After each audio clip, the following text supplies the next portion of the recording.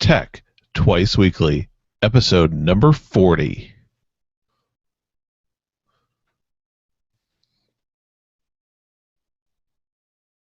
Welcome to Tech Twice Weekly for January 19th, January 22nd. This is your source for the most important technology news and discussion every Monday and Thursday evening. My name is Ben White, and always I'm joined by my good friend Eric Fee. How's the evening treating you, man? So far, so good, although it's rapidly ending. It is true. We have managed to screw around in our pre-show quite longer than we're supposed to. That being said, we came up with some good discussion, right? Of course, always. Always, always. But that being said, let's jump straight into our stories. Rumors have begun that Google may be looking to get into the cell phone carrier game as an MVNO, a mobile virtual network operator. Engadget shares news from the information that Google is planning to offer cell phone service as an MVNO on either the Sprint or T-Mobile networks. There's nothing to solidly confirm these details, but the rumor mill is still spinning, claiming that this will be Google's newest experiment to drive down market prices and provide a better experience for consumers. The biggest advantage to this new experiment, I'm getting tongue tied, it's clearly too late in the evening. The biggest advantage to this new experiment compared to the much wanted Google Fiber is that Google could flip a switch and offer their service across the country or even across the globe, while Google Fiber is stuck working on infrastructure deals. We will definitely be keeping an eye on this rumor and will report more as it's available. What do you think of the idea of Google becoming a cell phone provider? Would you consider jumping over to them? Well, since they would be using T-Mobile's network, I wouldn't have any change in my connectivity since I'm already a T-Mobile subscriber, and it's likely that they would probably have fairly good offering. Although I am kind of happy with the whole data stash thing we've mentioned a couple times in the show. So I mean, we'd have to see, but they definitely have a good chance with me because I've kind of given myself up to my Google overlords. So That's the way I look at it. I mean, my biggest thing is seeing how they integrate Google Voice and Google Hangouts into a cell phone system because right now I have my phone number on Google Voice, so I have the same phone number no matter what phone is in my hand, and my voicemail's in the cloud. My text messages are all handled by the cloud. So switching to Google basically just changes where my endpoint data goes to. Um, so it really wouldn't change a lot for my functionality. It would just be a matter of what the price tag shakes out to. Well, I hope we hear more about this because some of these Google rumors get really hot and then they just disappear. So I hope this one actually comes together. Our next story is about last Tuesday's Microsoft announcement. Microsoft held their Windows 10 briefing, and PC Gamer is reporting on the announcement that Windows 10 operating system will be a free upgrade for Windows 7 and Windows 8.1 users during the first year after it's launched. This is a fairly big deal, especially after Microsoft also stated that DirectX 12 will be exclusive to Windows 10 as well. Still no release date is hinted for the OS, however. What do you think? I know we've talked a little bit about Windows 10 before as this news has come around. Would you have interest in going to Windows 10? I know you're on 7 now. yeah, I think that Windows 10 is probably the upgrade path. Having used the template preview, it's looking pretty interesting so far, and I really think that from a desktop classical Windows user point of view, it might have a lot to offer. Bringing some of the cool advancements with the Windows 8 and meshing that with a more classical desktop environment that I'm used to, with the same with a similar, excuse me, start menu and access protocol. It looks pretty cool.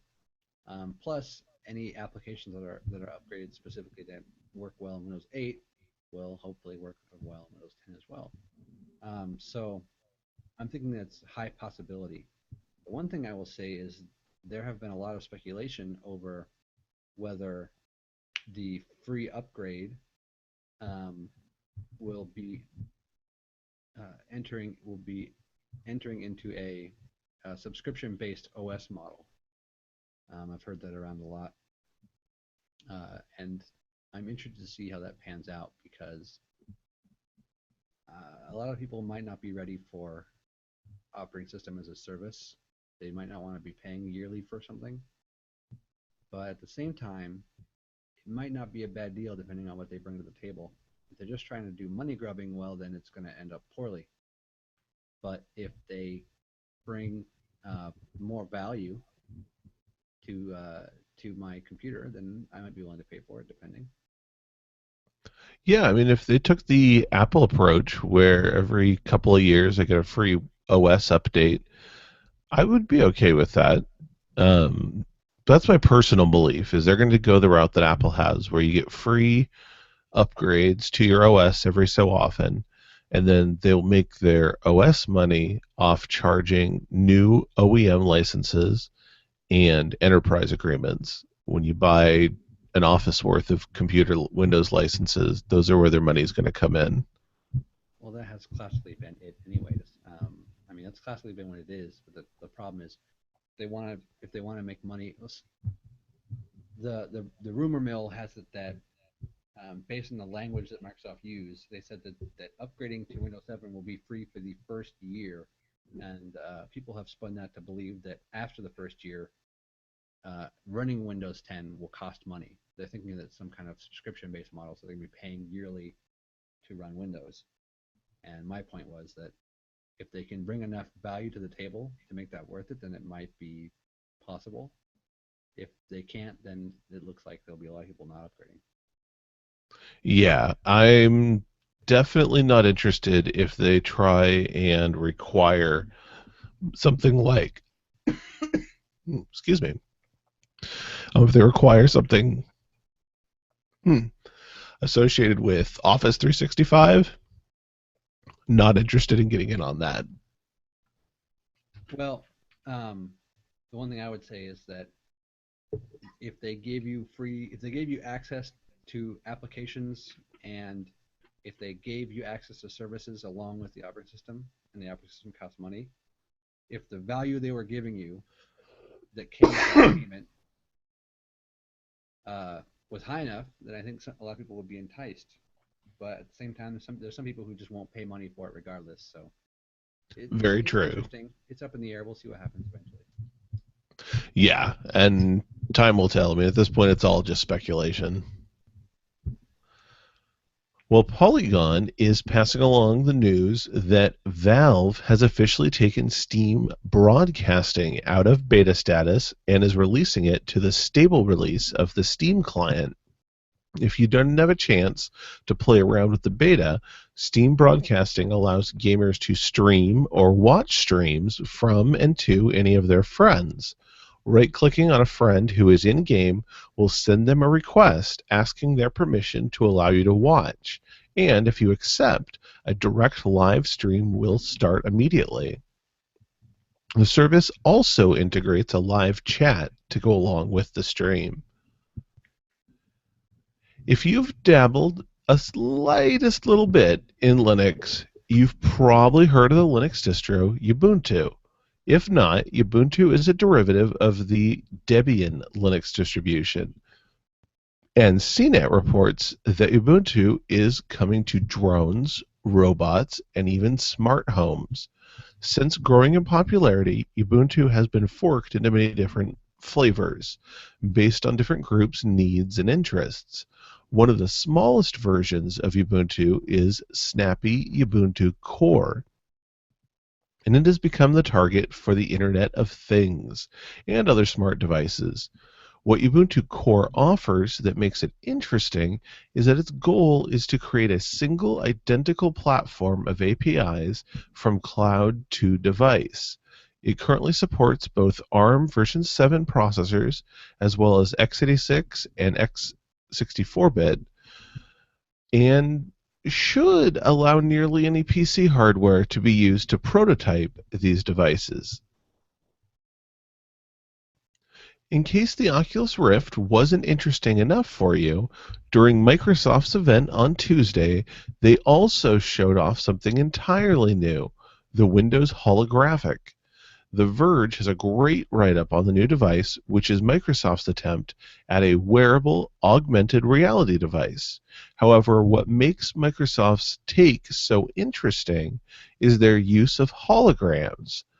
The headset itself is a self-contained computer with a GPU, a CPU, along with a dedicated holographic processor and an audio processor allowing you to see holograms behind you. Microsoft CEO Satya Nadella said the headset is still in very early development, but volunteered that it would be made available in the Windows 10 timeframe, as well as commenting that it will come priced for both enterprise and consumers. And if you have time, I would recommend stopping by our site at techtwiceweekly.com to grab the link to The Verge's story on this. They have some really great videos showing off the device, and it's just impressive. Have you been much on the VR virtual reality stuff with the Oculus Rift or anything like that? I try and keep updated. I think that what is going on right now with the Oculus Rift is extremely interesting, but at the same time, it's also slow moving. So I try not to get my hopes up too much on what can, can't, will, won't happen. Just just kind of waiting for the consumer release to actually come around? Exactly. For me, I don't plan to be developing with it, so trying to get my hands on um, pre pre-consumer hardware would be kind of just a useless expenditure. It's smarter for me to just keep watching and hoping. Yeah, I know some people who've got their hands on the early beta kits for the Oculus, and yeah, I mean, I won't lie, I'd love to have one. I'd love to be able to play with one, but I just wasn't willing to shell the cash out for development hardware when I have no intention to develop. All right. Well, our last story of the night, it's a pretty quiet news day. There has been a lot of excitement and buzz surrounding Blizzard's newest title, Overwatch. However, VG 24/7 is covering speculation that the name of the newest game may have to change. While Blizzard filed with the US Patent and Trade Office to trademark Overwatch in April of last year, that application is now suspended after it was discovered that Innovus Labs Inc. had filed for a trademark on the name Overwatch before Blizzard. Currently, both trademark applications are on hold, waiting for one of the companies to abandon their request. So far, at least, Blizzard has yet to take any action on the situation. Are you keeping up on any of this Overwatch stuff? I know you used to be really big into WoW, but I don't know how close you follow Blizzard news these days. I try not to follow too closely, actually. After I after I bought Diablo 3 really early and was kind of burned by how poor the gameplay was once you've completed the story for the first time, I realized that you can't just jump on the Blizzard bandwagon every time something pops up that looks interesting. So, as far as Overwatch is, I saw some of the concept art and videos when it was first announced, and it looked really neat. But I try not to look at it too much. I'm just gonna wait and see if anything cool happens. If not, eh. Are you much of a MOBA player? I mean, did you get into League of Legends or Dota or any of that? Not that much. I try not to. I try not to spend too much time playing video games nowadays. Fair enough. Yeah. I mean, I like the looks of it, but there's just so many games out there now. Even with what little gaming time I have a hard time committing it to betas these days. I want to play something I know is fun, not to try and discover if something is fun. Agreed. All right. Well, though I guess the end result of that is Blizzard will pay these people to keep their name. I'm pretty sure that's how that's going to play out. I can't imagine this little lab company is going to squash Blizzard's dreams of calling their game Overwatch after all the marketing material they've paid for. Yeah, and I mean it might be good for them too, if they get a chance to get a payout and just move on with their lives. Right. All right. Well, we've got two tech toys this week, this episode, and one of them you may have heard about if you're into the, I guess, Kickstarter scene, so to speak, and or maybe even just the online comic scene. It is Exploding Kittens by The Oatmeal, which is a very popular webcomic that covers all sorts of different topics. Everything's fair game for him to make fun of or embellish. But this is his first Kickstarter, and it has gone insane. The game itself is very basic. It's just a game of Russian roulette played out in a tabletop card game. You draw from the deck. If you draw an exploding kitten, you die and you are out of the game. Very simple. Now, the other cards in the deck that aren't exploding kittens are cards that help you avoid exploding kittens. And depending on how you play those cards, you can stay in the game longer. Very simple premise. Now, this campaign in less than 20 minutes was 100% funded. He was looking for $10,000, and in 20 minutes, he was 100% funded. In less than an hour, he was 1,000% funded. I don't even know what to do with those sort of numbers. I mean, that's insane. He just recently actually put out a new update that in over 48 hours, it has become the 22nd most funded campaign ever. It is the 11th most funded game ever. It is the number one most funded card game ever.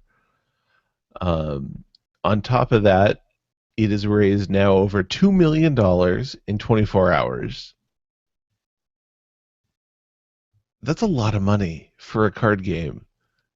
And yeah, it's all based on the fact that the Oatmeal has a cartoon that's hugely popular. But what do you think about this, where the internet just comes together and opens their wallet to people like this? I am opposed to this type of use of Kickstarter. Um, Not that I think that Exploding Kittens isn't friggin' cool, because I think it is, and I'm a fan of the oatmeal in general. Um, but I personally feel that he could have easily um, he could have easily made this game without it, without using Kickstarter.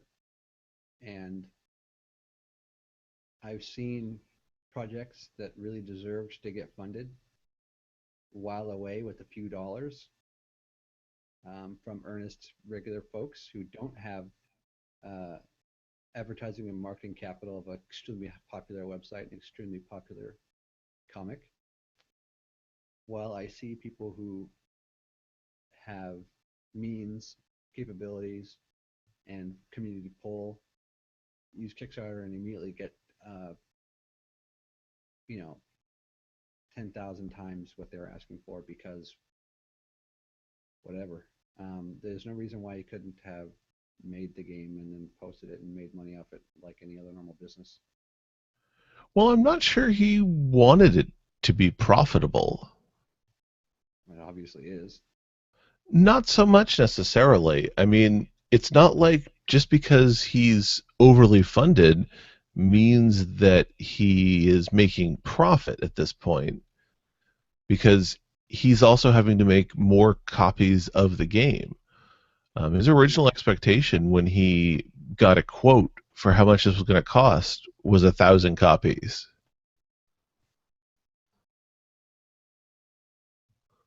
Well, you can always make it and sell it at cost. And I'm just yeah, saying. those costs are going to go down as he makes more. I mean, by Yeah, yeah. volume. I'm glad this game got funded, and I think it's going to be great. God knows I might end up buying it eventually, but at the same time, like I think that seeing things like this on Kickstarter just kind of, in my opinion, goes against what Kickstarter really should be for, which is for people who don't have means or capabilities and then want to start a business or start a project or make a good that they don't normally have the means to do so. You know, it's like angel investment for the regular man from the regular man, and it's like there are people out there who don't need it from us. Sure. They don't need money from us because they can easily get loans. They can easily have a they can in an afternoon have a business plan that gets a fat loan from a bank, pay the loan back, and everything after is profit or not. I mean, if you don't care about it.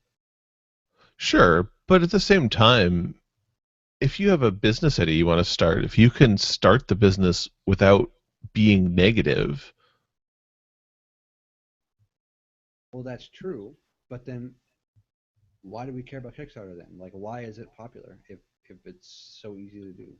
Like, if I just think that that is kind of an abuse on this on the Kickstarter type I system mean, because I can understand where you're coming from for like the Veronica Mars campaigns and things like that, but I think you might be overestimating the means of the guys behind this Kickstarter. I mean, sure, they could have gone to the bank in the traditional business route of taking out a loan and starting the negative to have upfront capital to buy into whatever they need. $10,000 is a minuscule loan. Most people get three times that for their car. Sure, and I mean, it all depends how responsible you want to be. It, but at the end of the day, is it reasonable to expect these creators to run a business, or maybe they just want a one-off venture? They already do. The oatmeal is a business. I mean, it costs a lot of money to keep hosting and to do that. And the creator goes around, he has talks at places. He goes around and goes to cons and all that stuff, and he gets paid to do all these kinds of things too. I mean, the oatmeal is his livelihood. And he's really really good at it. And if he wanted to have a business venture, there's no reason why he couldn't get a loan. But instead of getting a loan, we're paying for it. And that's not necessarily bad because we'd be paying for it eventually anyways, because we'd be buying the game and paying him back over the course of purchasing copies. But at the same time, I just think that, to me, when Kickstarter started, the idea of Kickstarter was like a pure type of investment for the little man, right? People like me, they have an idea, but they can't get either they can't get a loan, or um, or they can't take a loan because of the the danger. They would put their whole life on the line to start a business. Before Kickstarter, people did, and they failed, and they went bankrupt, and their life got turned upside down, and their kids had to eat like Kraft dinner every day. But Kickstarter came along, and it was a new thing. It was like, no, little man, you don't have to ruin your whole life. If you don't get funded, then you didn't lose anything you didn't have before.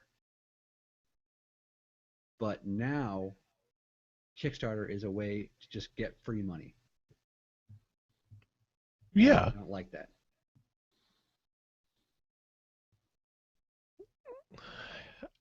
I don't know. I mean, I can respect where you're coming from, but I don't think we're ever going to see eye to eye on that. Whatever, dude.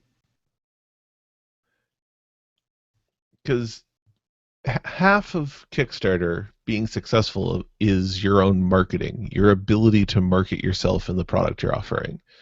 There's so many products on Kickstarter that you can't just put something out there, let it float, and see it rise to the top.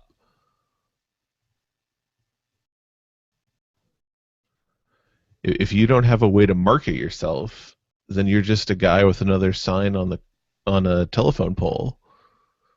In some ways. But I mean, with Kickstarter being completely flooded, it's definitely a problem, especially when people are donating to campaigns where people have where people's whole lives is marketing themselves and their products and marketing their brand. Oatmeal is a brand. Right. And that brand is bringing more people to Kickstarter than than ever before. These people are, a lot of them are people who wouldn't even come to look at other projects had it not been for the Oatmeal drawing them in. And when they back the Oatmeal's project, they're getting exposure to other projects within Kickstarter.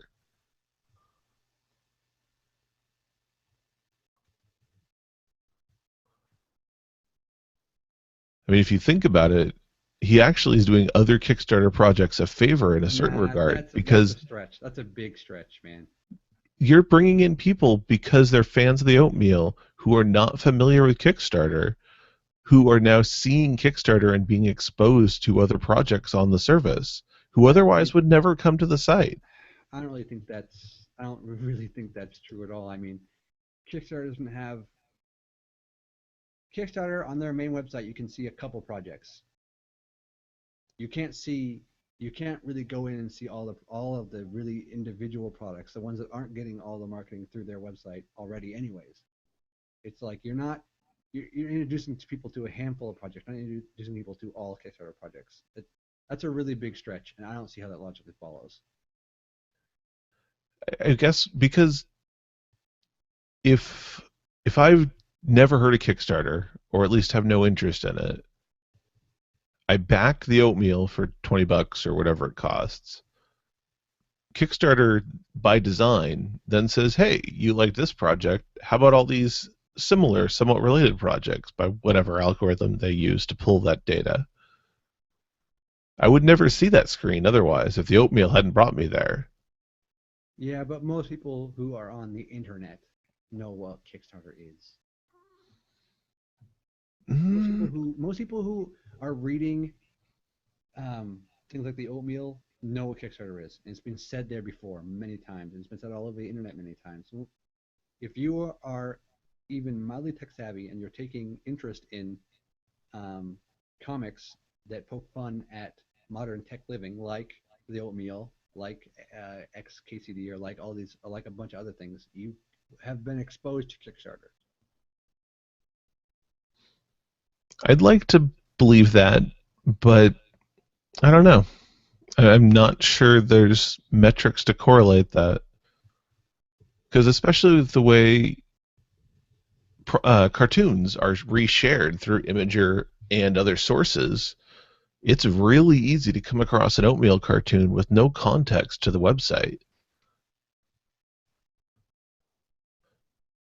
I mean, all it takes is one grandma to have a grandson or grab a link off Facebook to share it, and now a bunch of grandmas are laughing about something they don't understand.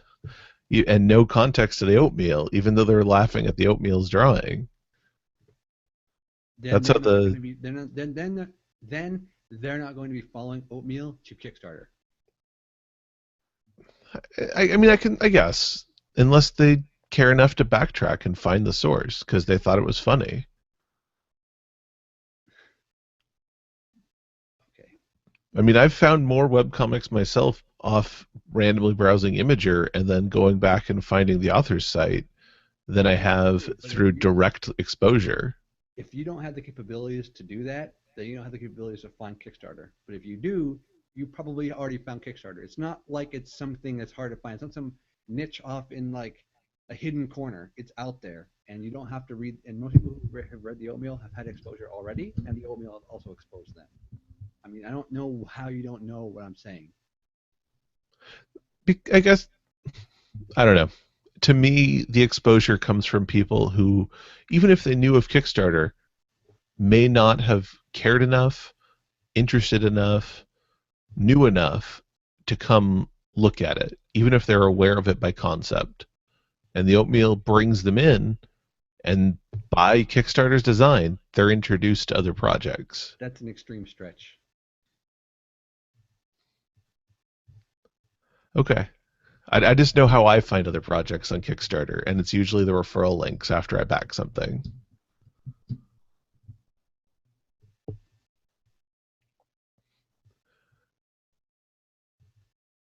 All right. Well, the other tech toy we have here is just ridiculous, but Kotaku is covering a new version, or I guess version of Borderlands that is coming out. Um, it is called Borderlands: The Handsome Collection, and this is the mother of all Borderlands collections. It is it has everything you could ever want as a Borderlands fan.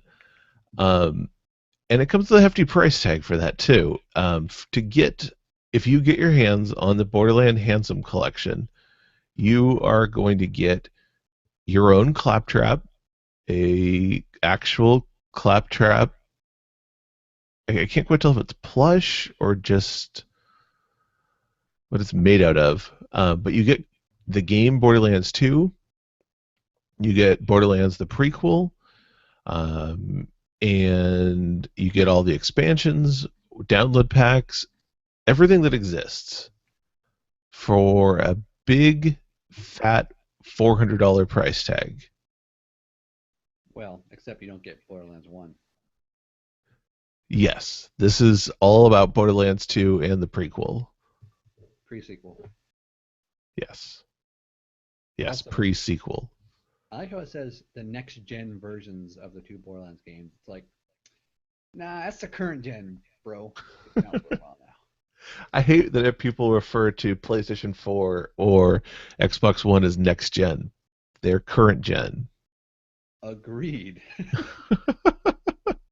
But that is pretty cool. I don't know if it's $400 cool, but it's pretty cool. If I hadn't already bought everything except the claptrap, I'd probably be down. There is only going to be 5,000 of these editions worldwide, by the way. But if you get your hands on the claptrap, it is a remote controlled claptrap steward bot that looks just like the in-game character, and he is controlled via iOS or Android device. Wow. I'm so getting one of these and putting it on eBay for $1,000. You could probably put it on eBay for like 4 times that. Yeah. It comes in a steel case. A steel case. Gotta protect that claptrap, bro. 12 exclusive lithograms. Wow. I don't even know what to do with this.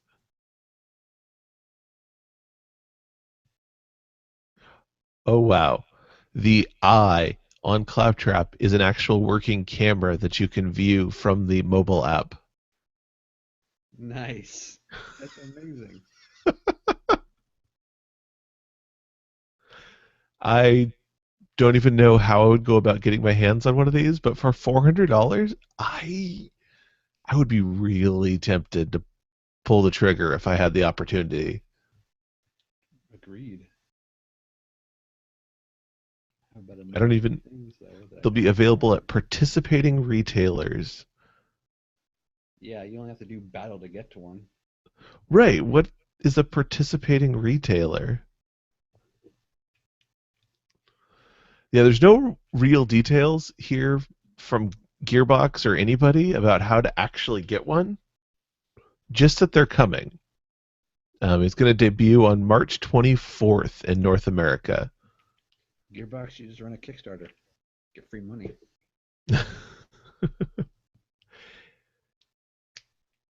If they ran a Kickstarter, you would, yeah, it would probably sell out.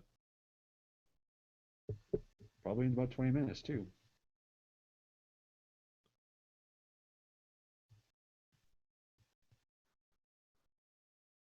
Wait, what?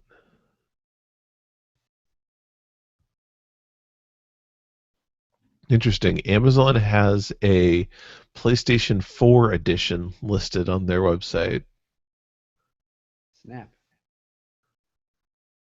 It's not available for pre-order, but you can put yourself down to be notified. Write a program to buy it automatically. Otherwise, you're not going to get it. It's like buying bags of crap on Woot. Like if Right. you don't have a script that does it, you're screwed. But I don't. There's a PlayStation 4 and an Xbox One. I want a PC edition. You can just buy it on Steam, bro. I just realized though, is this really limited to PS4 and Xbox? Because that's gonna make me sad. Dude, it's already available. Like it's like everything's already there. You can just buy it. That's what I But did. there's no claptrap. I'll pay $400 for the claptrap alone. Build your own DIY. I am not that handy. You can DIY yourself out of a box. Man, that makes me sad now. I was excited that I could get this for the PC, but it's just for Xbox and PlayStation 4. Well, if you're spending $400 on it, dude, you can buy a PS4 at the same time. I'm not spending $800.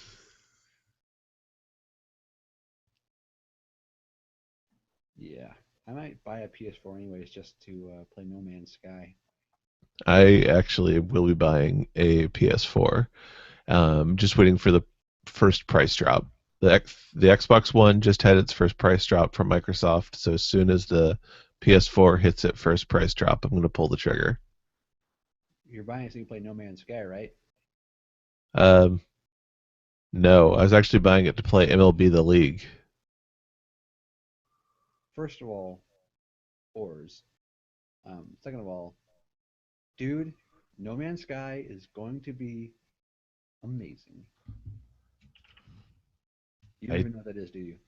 don't even know what No Man's Sky is. Or a sad excuse for a gamer. Does it come out on PC? I'm hoping it will, but Because that's probably why I don't know about it. If it's in the console realm, the console world is my nerd cred blind spot. so No Man's Sky is going to be like a space exploration kind of game. I don't know a lot about it, and I know enough just that I am like anticipating it's going to be amazing. It'll It's be going to be multiplayer, exclusive to kind the of. PS4 Uh, and will later be brought to Microsoft Windows. yeah, so we'll see if it comes out on the PS4 first. I'd still buy one, but it's looking pretty amazing. You should watch the videos later. And anyone who's listening who hasn't heard of No Man's Sky, you should go watch the videos too. It looks like it's going to be freaking nuts. Hmm. Where'd you read it's coming out for the PS4 first? On Wikipedia. Damn, and blast. Yeah, so it will be released exclusively for the PS4, but then later released for Windows.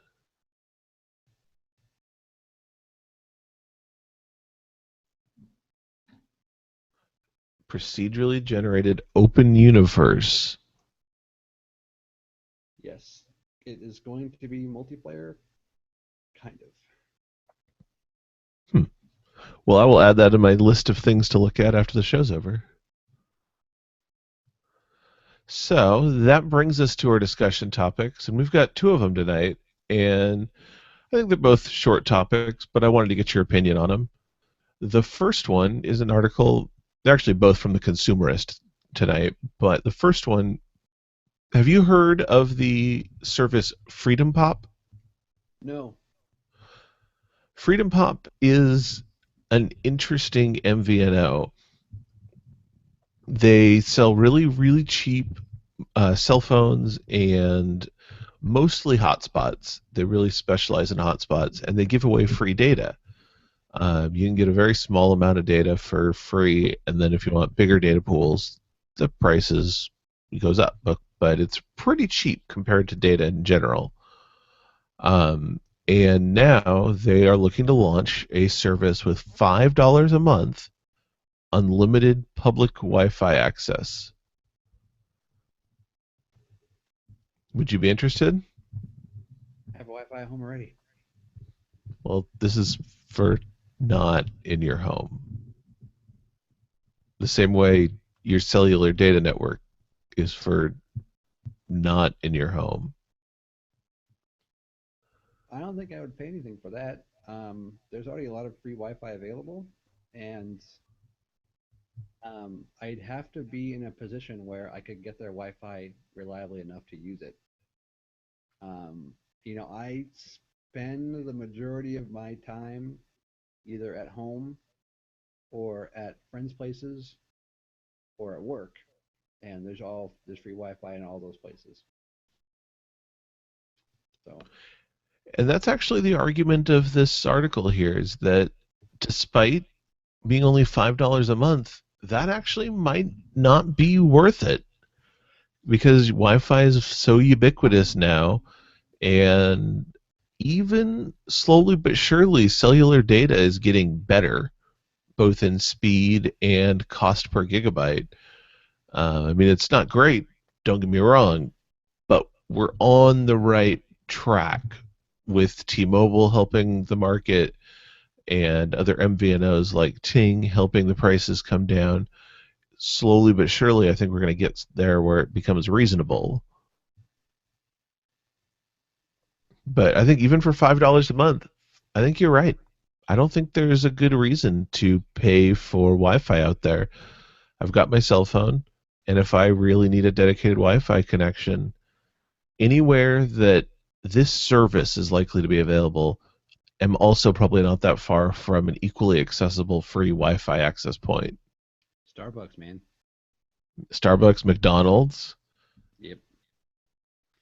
And of course, there's always other free Wi-Fi around. Yes, there are some uh, security concerns with free Wi-Fi, but there's no reason there wouldn't be security concerns with their free Wi-Fi either. Right, exactly. So, you know, Well, our second article, and this one I'm really curious to get your opinion on. This is a poll that the Consumerist ran. There's no actual information behind this. It's more just how do you feel? Would you be willing to pay for the right to choose who delivers your Amazon packages ordered through Prime? probably not. It really depends because in my area, UPS, FedEx, and DHL are all fine. I know that in some places people have had consistent problems with one delivery company or another. So sometimes, like a friend of mine has had issues for years with UPS manhandling their packages in his area or delivering them late or misdelivering them. So he might choose to do so. The only thing I will say is that uh, it can be annoying sometimes getting packages from USPS because they have a much more strict policy on leaving them. But that's only I order a lot of stuff on Amazon, and that happens very rarely. Usually, USPS only ships the smallest packages, and even sometimes, uh, and even often enough, they leave them.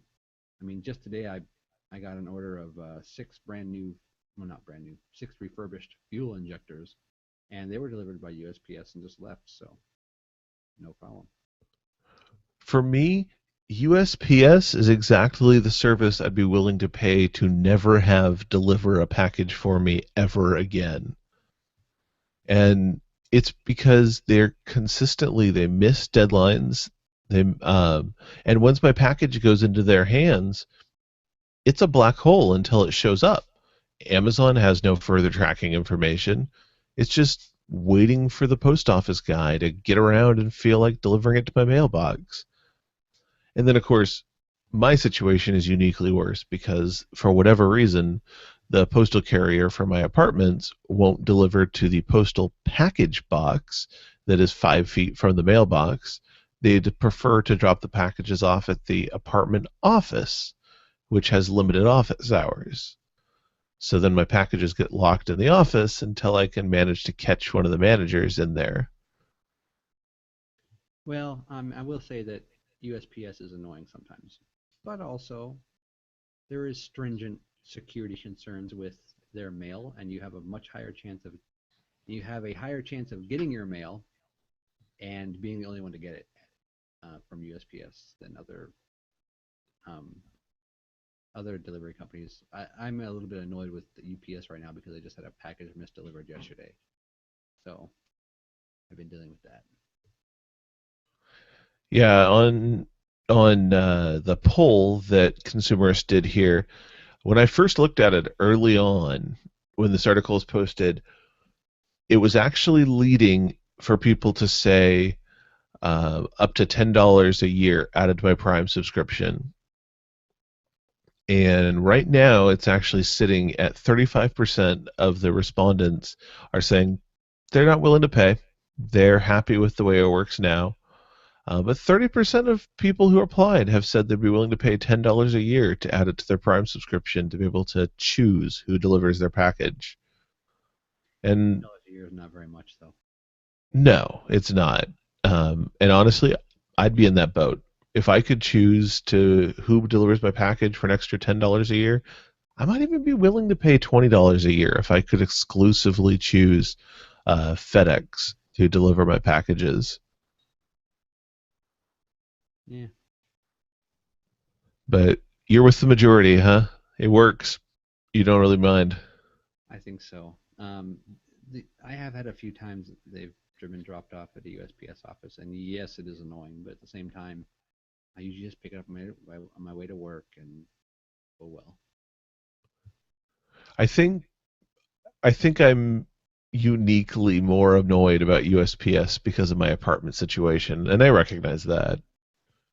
Yeah, I think it's a very personal decision, and I don't think that any answer to that question would be wrong. I think it's just whatever works for you the best because we're all in slightly different situations and deal with slightly different delivery problems. So And I think for that reason, it would make sense for Amazon to charge a premium to offer it, maybe $20 a year, as a Amazon Prime Plus or something.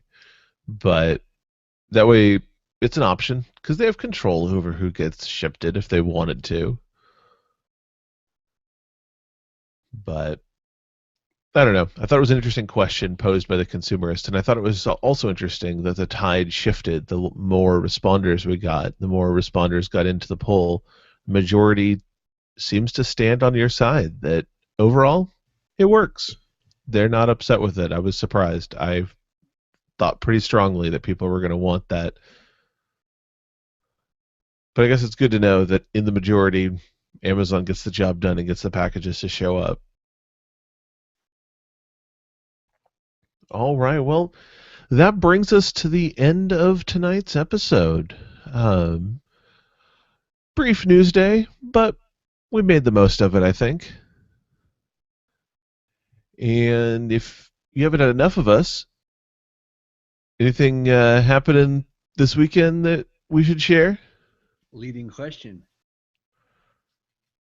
Yes, Pro Slackers After Hours will be shooting our next episode Sunday evening, and it should be available to stream or download on Monday or Tuesday when we get around to actually getting it up because we're a little bit slower.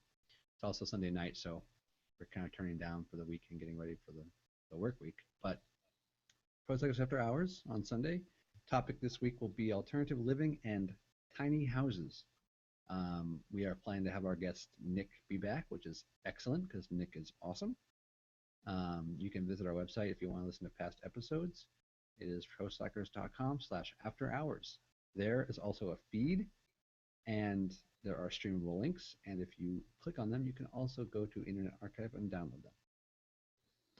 Awesome. And if you want to subscribe to this show, techtwiceweekly.com. Got an RSS feed up there. We're in iTunes, Podcatcher, whatever you use, it should be in there. Stitcher, Blueberry, something else that I'm not thinking of. Anyway, we're there. We're in your favorite podcatcher app. And we're on Twitter at Tech Twice Weekly. I'd love to hear from you. If you're a fan of the show, have a story we should cover, have feedback. Maybe we're wrong. Maybe we've got bad opinions and you want to tell us why our opinions are bad. Or maybe you've got a good tech toy that we should talk about. I'd love to get some fans' tech toys in here and share that. You can also hit us up on old classic email, feedback at techtwiceweekly.com. All right. With that being said, we're getting out of here for the weekend. Still got Friday to work, but it's the show's weekend. But we'll be back on Monday with new tech news, new stories, and new everything. Have a good night, everybody. Thank you for listening.